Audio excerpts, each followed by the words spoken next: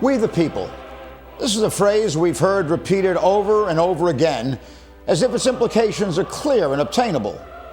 We are all so different, not as members of ethnic groups or races or genders, but as individuals. How would it be possible for we the people to ever exist? There's only one answer. We all agree to fall under and fulfill the same laws. The defining law that we would have to ascribe to is the Constitution of the United States of America. But America has reached a tipping point. The historic abuse and misuse of our Constitution has left us withered and virtually unable to undo the political, economic, and cultural chaos into which we have descended. This willful assault on our Constitution, which is identical to an assault on America itself, has had many authors. The last few years have shown a dramatic escalation in the purposeful dismantling of our founding document. Once the tipping point is passed, however, any return to constitutional values becomes nearly impossible. This will, as we are seeing now, result in chaos and then the potential collapse of the American system. America will still exist as a nation, but we will no longer be the nation we were bequeathed by our founders. It is critical that we discuss how this happened, how it continues to happen, and what we might do as Americans to reestablish the preeminence of the Constitution. This will not be easy. It is naive to believe, however, that our difficulties can be resolved within a normal political model without first returning to the constraining influence of our founding document. The Constitution is who we are. It is our identity. We are not exceptional without it.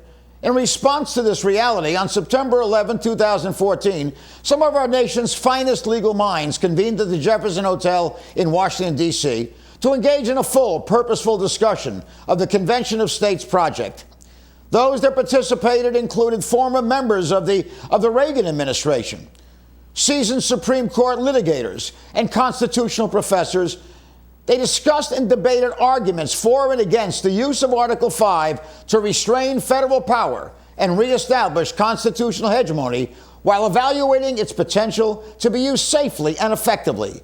Their conclusion: Article 5 provides the states with the opportunity to safely propose constitutional amendments through a process called a Convention of States. This process is controlled by the states from beginning to end on all substantive matters, with 2/3 of the states needing to convene a convention and 3/4 needed to ratify. The Constitution's framers foresaw a day when the federal government would exceed and abuse its enumerated powers, thus placing our liberty at risk, and the Congress would fail to prevent this from happening. That day has arrived. Our Constitution is being constantly eroded by actions and decisions within our federal government, decisions that are tantamount to ignoring its constraining influence. The oath taken by all federal officials to defend the Constitution rings hollow when compared to their actions. My name is Andrew Joppa. I am the Coalition's coordinator for the Convention of States in Southwest Florida, and I'm also a director of the Council for Constitutional Principles. The Convention of States was created, but with one purpose: to promote the convening of a states-initiated amendments convention. While we propose no specific amendments, we do support a general philosophy that both guides and delimits any and all actions of an amendments convention. The only purpose must be to create amendments limiting the power and jurisdiction of the federal government. I believe America's current problems are almost entirely a result of our federal government, within all of its branches, functioning outside of constitutional constraints. It is impossible to believe that we could be $20 trillion in debt without this having happened. Our challenge is one of restoring the preeminence of the Constitution. This is extremely difficult when all the branches gain by ignoring it or rewriting it to suit their immediate political or personal purpose. We are left with the anarchy of a shape-shifting federal government that, like a chameleon, becomes whatever suits its purpose, but all too often not the purpose of the American people. George Washington, in his farewell address, offered the following thoughts which should serve as a profound guide to how we proceed in any of our actions. Washington said, "If, in the opinion of the people, the distribution or modification of the constitutional powers be in any particular wrong, Let it be corrected by an amendment in the way which the Constitution designates. But let there be no change by usurpation. For though this, in one instance, may be the instrument of good, it is the customary weapon by which free governments are destroyed. Even today, his words are clear and his positions profound. He says, when an imbalance in the intended powers of government occurs, the people, through constitutionally authorized means, must restore the balance. They must not, however, do anything that is not constitutionally allowed, even if it produces a short-term benefit. For, in the long run, that will always create more damage than benefit and lay the groundwork for the destruction of freedom. COS is supporting those appropriate actions that will endeavor to reestablish the original balance of powers. The federal courts and the president have usurped powers. The Congress refuses to act. The people must act to ensure their freedom. Let me first deal with the generic issue of the very concept of what it means to amend. That is, what is an amendment to the Constitution? It is obvious not all amendments to the Constitution are of the same type. The word amendment can be defined as the act or process of changing the words or meaning of a law or document. Within this consideration, it becomes obvious, for example, that the Bill of Rights were not truly amendments. At the time of the ratification of our Constitution, many Federalists, those who supported the Constitution, said that no Bill of Rights was necessary. Their valid premise was that government had not been given the power to delimit these rights, and any attempt to put them onto paper would enable someone in the future to suggest that if a right wasn't defined within the Bill of Rights, the people didn't have that right. They also suggested that the wording in the Bill of Rights could be warped into outcomes that were not allowed nor intended. The Anti-Federalists insisted for surety that the Bill of Rights be included if they were to support this founding charter. Both positions had justification. The Anti-Federalists, however, prevailed. The Federalist position over time, however, has proven to be more prescient. As but one example, the Second Amendment's use of the word militia has been used as a way of assaulting the right to bear arms. In fact, nothing in the Bill of Rights can be used to limit or challenge any right. The rights listed in the Bill of Rights preceded the existence of the federal government, and the federal government was given no power to interfere with these rights. The Bill of Rights did not amend the Constitution. It attempted to give surety to the fact that the federal government did not have any power to interfere with these rights in the first place. The Bill of Rights did not amend. It deepened the awareness already offered by the Constitution's delimiting of federal powers. Other amendments have attempted to take the intent of the framers of the Constitution and make those intentions operative.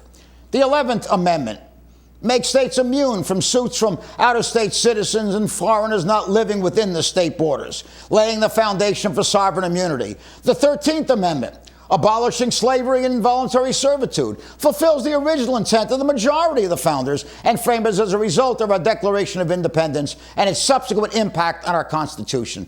These were amendments that were well within the design intent of our Constitution and its framers. Other amendments, however, did not so much amend as they revised the essential dynamics of the Constitution itself. The 16th Amendment, allowing the unlimited confiscation of the incomes of Americans, is an example. The most egregious, however, was the 17th Amendment.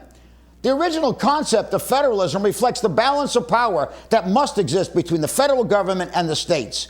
The 17th Amendment, by allowing the popular election of senators as compared to the direct appointment by the state legislators, actually rewrote the intent of the Constitution itself. This was not so much an amendment as it was the creation of a new Constitution.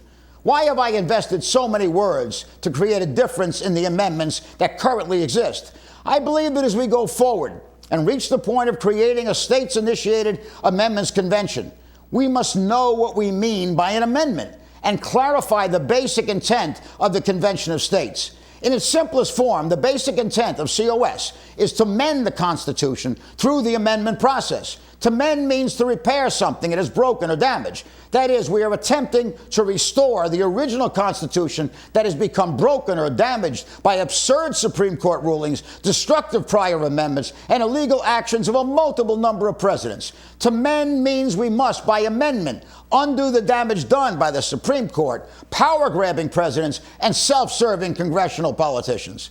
While we at the Convention of States do not directly support any specific amendments, there are several areas where I can demonstrate the intent of COS to mend and not amend the Constitution. For example, an amendment to eliminate the distortions that have occurred to the General Welfare Clause, and of course the Commerce Clause within the Constitution. The Supreme Court has flagrantly ignored the framers' intent and has instead offered redefinitions of these two critical concepts. This has vastly expanded the size and power of the federal government.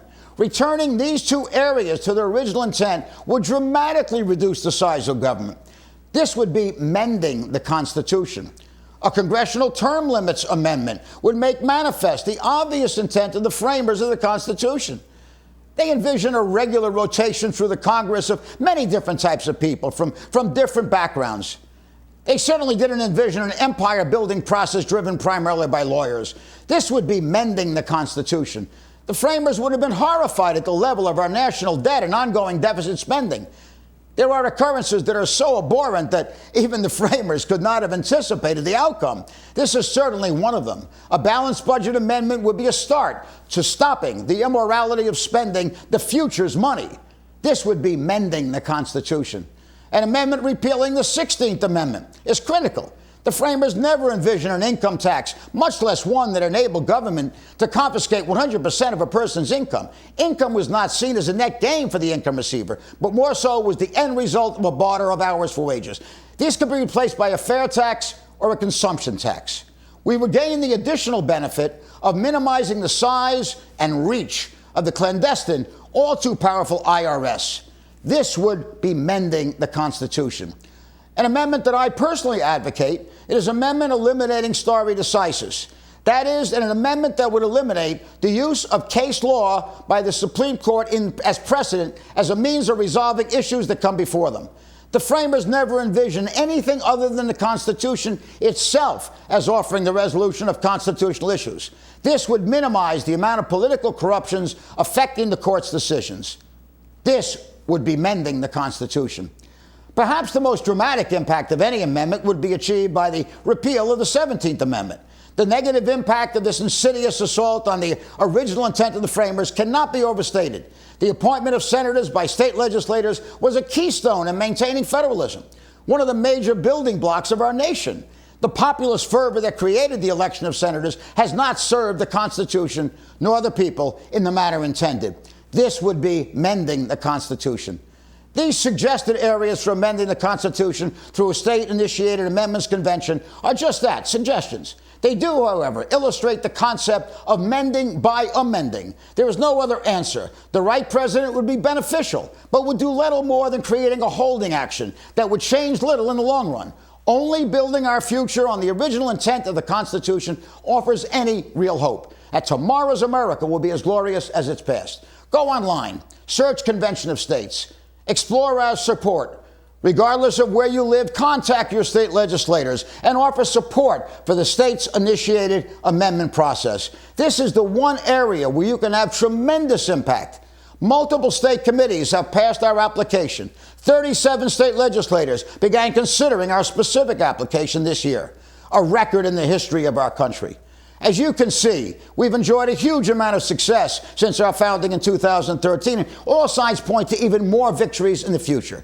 Join the ranks of the political leaders and constitutional scholars that have identified that the framers gave us the states-initiated amendments convention in Article 5 of the Constitution as a method for saving America when all other options prove useless. This process was their stopgap measure for renewing America and providing us with a continuity that was not possible through other means.